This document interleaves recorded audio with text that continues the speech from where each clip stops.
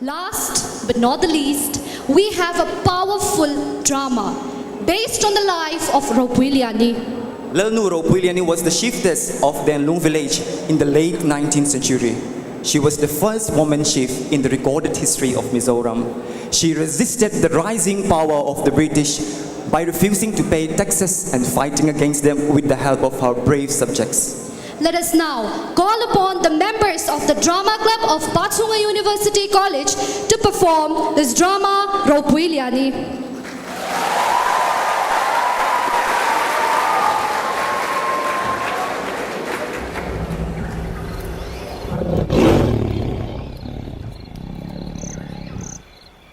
The strength of a tribe comes from the strength of its leader. This is the story of a great Mizo chieftess, Ropuiliani, whose strength and resilience in the face of adversity will forever be an inspiration to all Mizos.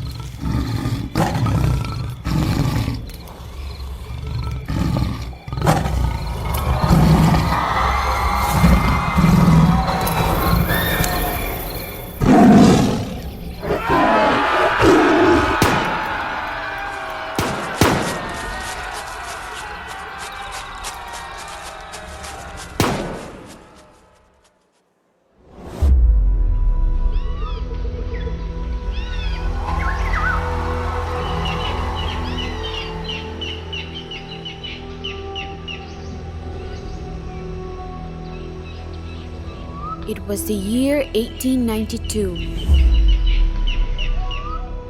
The British officials were touring Mizoram, known as Lushai Hills in those times.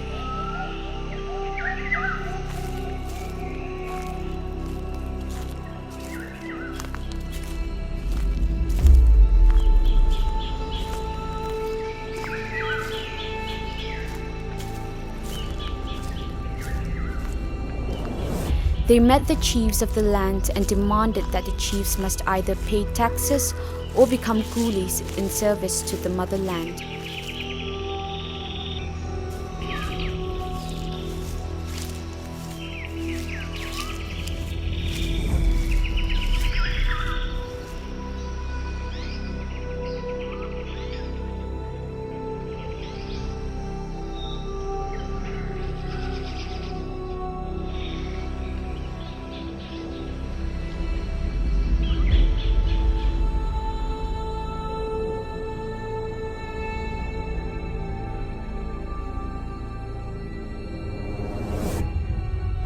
The British were planning to build a road from Chittagong Hills into the heart of Mizoram that stretches up to the Chin Hills of Burma.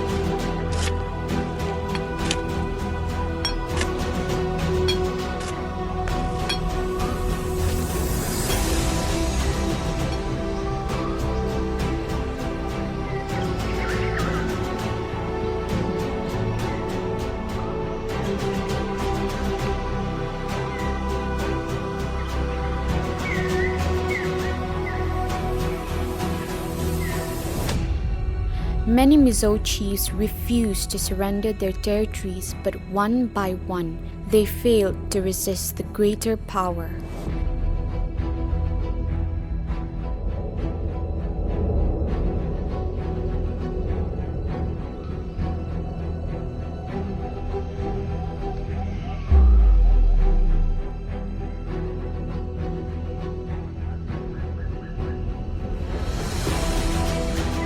Then the Britishers came to Denlung, Ropuiliani's village, where she presided as the chieftess after her husband died.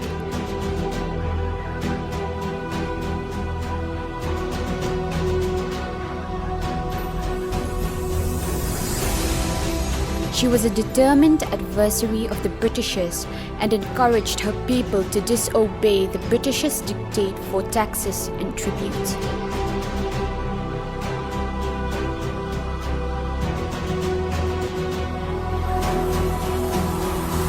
Reported to have declared proudly, "My subjects and I have never paid any taxes, neither have we done any forced labor. We are owners of this land."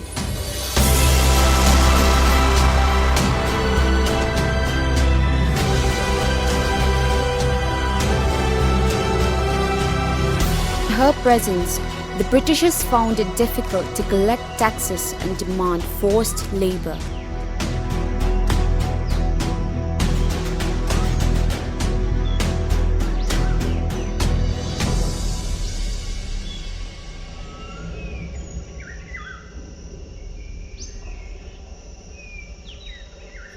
Ropuiliani was determined to protect her people and the land no matter what it took. She asked her son and her subjects not to surrender their guns but to hide them in case they needed to use them against the British.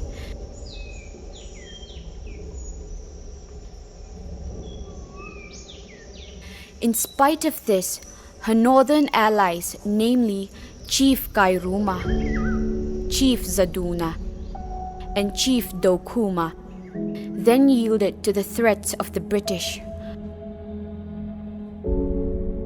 Ropuiliani was shocked and felt betrayed, but she would not relent. She knew a true chief must hate injustices in their own lands more than anywhere else. She bravely proclaimed, "Even if you all surrender, I, the daughter of Lalsavunga, the brave ruler of the north, am here, and I will never surrender to the foreign rulers."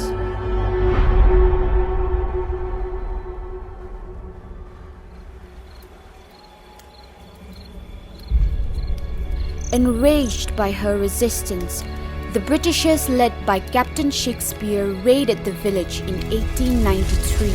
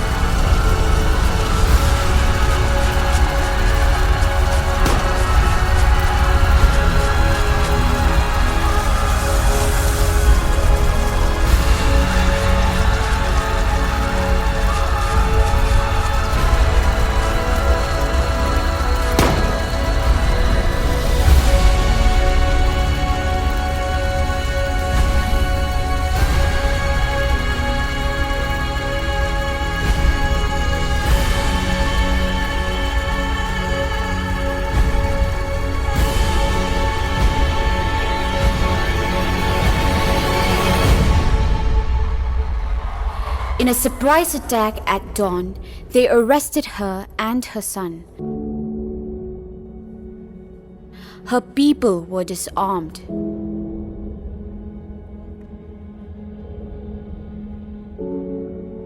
She was charged with inciting her son and her people, who in turn were charged with killing government functionaries and plotting against the government. She was bound and forced to walk, but this fearless warrior refused to take a step unless she be hoisted like a true royalty.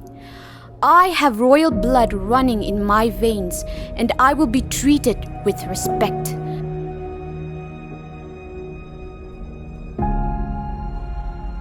Her captors had no choice but to concede. So, they carried her off on a bamboo palanquin even as she bid her final farewell to her subjects.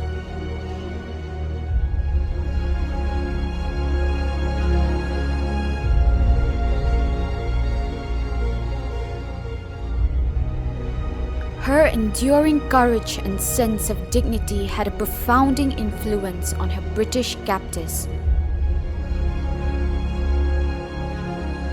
Even after she was put in a jail at Rangamati in Chittagong Hill Tracts, she held steadfast to the belief that freedom is not worth having if it means giving up a land that is rightfully yours.